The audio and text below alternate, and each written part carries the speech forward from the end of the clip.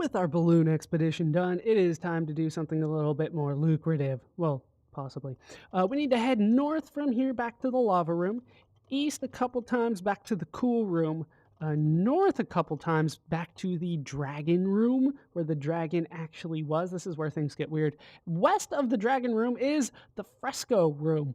A path leads east-west through a room decorated with beautiful frescoes of someone battling dragons and rescuing fair maidens. It is hard to tell who is doing this, as those parts of the frescoes have been blackened and cracked by intense heat.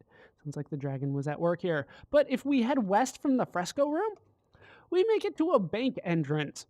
This is the entrance hall of the Bank of Zork, the largest banking institution of the Great Underground Empire. A partial account of its history is in the Lives of the 12 Flatheads, in the chapter on J. Pierpont Flathead.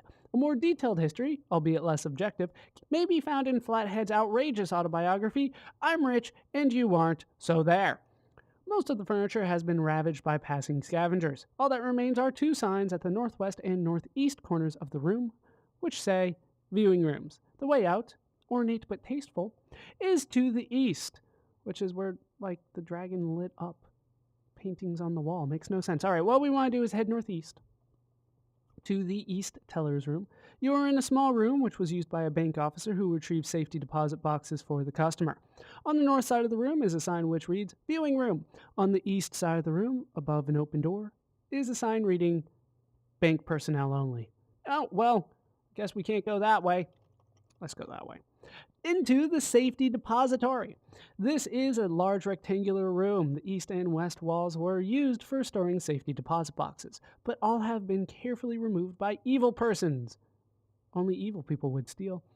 To the east, west, and south of the room are large doorways. The northern wall, notice how that's in quotation marks, of the room is a shimmering curtain of light. In the center of the room is a large stone cube about 10 feet on a side. Engraved on the side of the cube is some lettering. On the ground is a small worn piece of paper. The lamp appears a bit dimmer. Looks like my time is starting to run out. Hopefully I can do it. Let's head south from here into the chairman's office. This room was the office of the chairman of the Bank of Zork. Like the other rooms here, it has been extensively vandalized. The lone exit is to the north. A portrait of J. Pierpont Flathead hangs on the wall. I'm going to take that portrait. Then we're going to head north back to the safety depository where there is a small worn piece of paper on the ground. And this is where things get weird, as if this game hasn't been weird before. We're going to drop the painting. I'm going to actually take that piece of paper and read it. I probably should have done that all in one sentence. The paper is barely readable. You can only make out. Valuables are completely safe. Advanced magic technology. Impossible to take valuables from the depository. Either tellers. Many customers faint. Teller pops in. Seems to walk through walls. And that's really all you're going to get. What we want to do is walk through north wall. You feel somewhat disoriented as you pass through. Remember, that was just a curtain of light. This is a small bare room with no distinguishing features. There are no exits from this room. All right, well, I guess we'll walk through south wall. Feel somewhat disoriented as you pass through. Here, back in the safety depository, the portrait of J. Pierpont Flathead is here. Now, I want to walk through the north wall again, and I've made it. It's weird how this works. You feel somewhat disoriented as you pass through. That's kind of your clue that things aren't necessarily what they seem. This is the vault of the Bank of Zork, in which there are no doors. On the floor sit 200 neatly stacked Zork bills. Well, I think I want those bills. That sounds good to me. Walk through the north wall again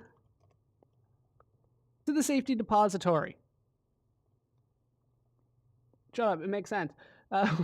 We went north and somehow ended up south again. All right, let's pick up the painting. No, wait. No, not yet. We want to actually drop the bills for the time being. It's weird. All right, east to the East teller's room. East again to the safety depository, where the things that we dropped are. This thing is so weird. Pick up the painting and bills. Now we can pick them both up. Walk through north wall to the east viewing room. This room was used by holders of safety deposit boxes to view their contents. On the north side of the room is a sign which says, "Remain here while the teller retrieves your safety deposit box.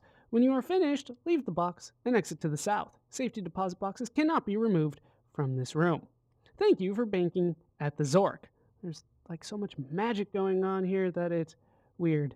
All right, so from the east viewing room, we want to head south to the bank entrance. Then we can head east. And we've made it out of the bank. All right, so from here we want to go east, south a couple times, and then southeast, back to the carousel room where I'm going to drop another save. Now it's time to actually finalize something. So from here we want to head southwest a couple times. I think you guys are on to what's going to happen now. South, west, and south, back to the pentagram room. The Wizard of Frobozz is here, eyeing you warily. There's a demon floating in midair here. Give all but lamp to demon. I had a lot of things. Stack of Zork bills. Oh, such beauty. Your generosity almost overwhelms me. The portrait of J. Pierpont Flathead. Truly I shall do thee a wonderful service when thou hast finished. The bake brochure. The demon gladly takes the bake brochure and smiles balefully, revealing enormous fangs. We give the card to him as well. The demon gladly takes the card and smiles balefully, revealing enormous fangs. The gaudy crown. Truly you are most generous, but still this is yet not enough. We give him the stamp. A fine gift, mighty one. You have almost reached my fee. The wizard looks at you as if you are a madman. He tears his beard and stares at you fearfully. We give him the Zork. Wondrous fine. Master. Okay. But one treasure is yet to be given. We give him the blue label. He doesn't care about the blue label. We give him the ruby, though. This will do for my fee. 'Tis a paltry hoard. But as you have done me a small service by loosing me from this wizard, it will suffice. He also doesn't care about the placemat, but hey, what do I need any of the rest for? With that done, he is ready to do our bidding, which would be demon. Kill the wizard. The demon grins hideously. This has been my desire ever since this charlatan bent me to his service. I perform this deed with pleasure. The demon forms himself back into a cloud of greasy smoke. The cloud envelops the wizard, who waves his wand fruitlessly, mumbling various phrases which begin with F. A horrible scream is heard, and the smoke begins to clear. Nothing remains of the wizard but his wand. The genie departs, his agreement fulfilled. And we have killed the wizard! I'm going to need that wand, though. That's probably the best thing about this. All right, we can head north, east, north, north again, back to the cobwebby corridor, and northeast to the carousel room. This is kind of like a central hub for us. From here, we can go south to the menhir room. I believe we have gone over this before, but I'll read it again. This is a large room which was evidently used once as a quarry. Many large limestone chunks lie helter-skelter around the room. Some are rough-hewn and unworked, others smooth and well-finished. One side of the room appears to have been used to quarry building blocks, the other to produce menhirs, standing stones. Obvious passages lead north and south. One particularly large menhir, at least 20 feet tall and 8 feet thick, is leaning against the wall, blocking a dark opening leading southwest. On this side of the menhir is carved an ornate letter F. Point the wand at the menhir.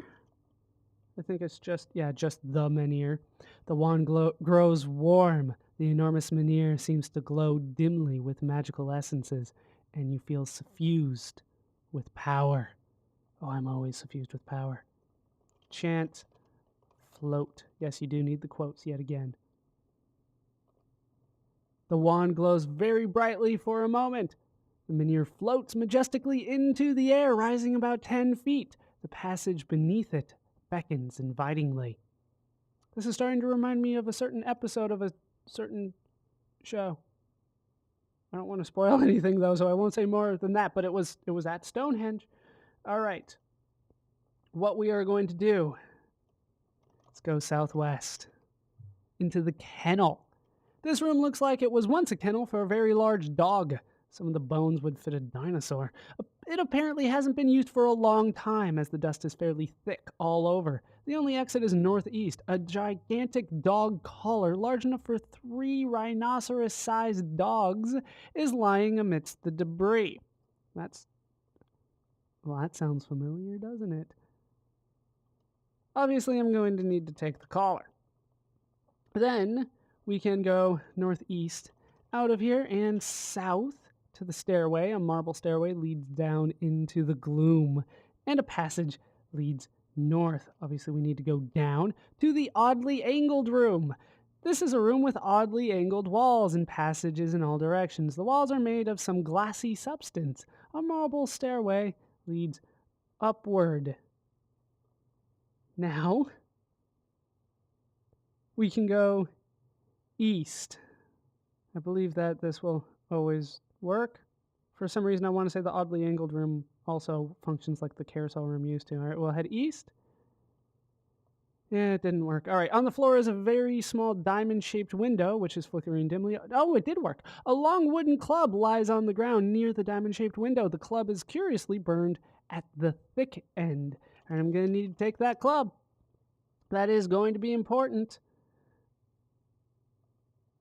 This is weird too.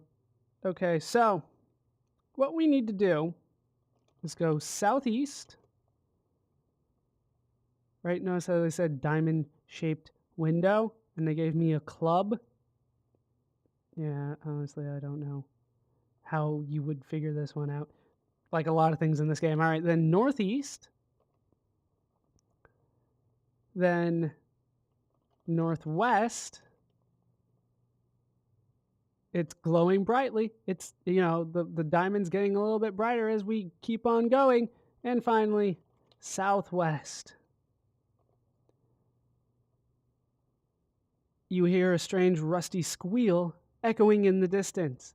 On the floor is a very small diamond-shaped window, which is glowing brightly. We ran the bases. Like that was a baseball metaphor. Diamond, like the infield is called the diamond, so we ran the bases.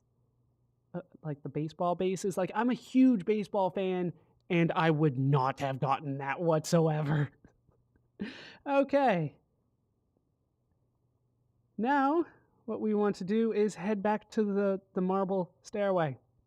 And that can be in any direction, so I'm just going to kind of walk around southwest. Like west. Is it always... Oh, it's oddly angled. Apparently not as much as I would like. Southwest, southeast. Which way can I go? Northeast then. Northeast again. Southeast. Southwest. I don't think there's like a strategy to this. Hey, there we go. There we go. We eventually made it back to the marble stairway, which is what I needed. The floor has swung down at the end of the stairway to reveal a secret passage leading down into unrelieved darkness. So, we head down, and we've made it to the Cerberus room. This is the entrance to a huge crypt or tomb. A marble stairway leads up from a gateway arch. There is a vicious-looking dog guarding the entrance. It is more or less your usual dog, except that it has 3 heads and is the size of an elephant. So, pretty standard. Put the collar on the dog. The creature whines happily, then the center head licks your face, which is roughly like experiencing a sandpaper washcloth. The other 2 heads look about, as though the monster felt a sudden need to find a pair of slippers somewhere. Its huge tail wags enthusiastically, knocking small rocks around and almost blowing you over from the breeze it creates. Now we can head east to the crypt anteroom. The anteroom is large and empty. Marble bas reliefs, I think it's bas reliefs, depict the stirring times and afterlife of the Flatheads, the latter a bit optimistically.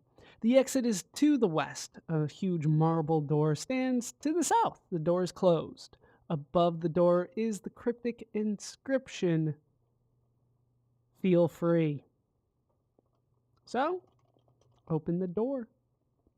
And we'll go south to enter the crypt. They told us, feel free to go in. The room contains the earthly remains of the mighty Flatheads, 12 somewhat flat heads mounted securely on poles.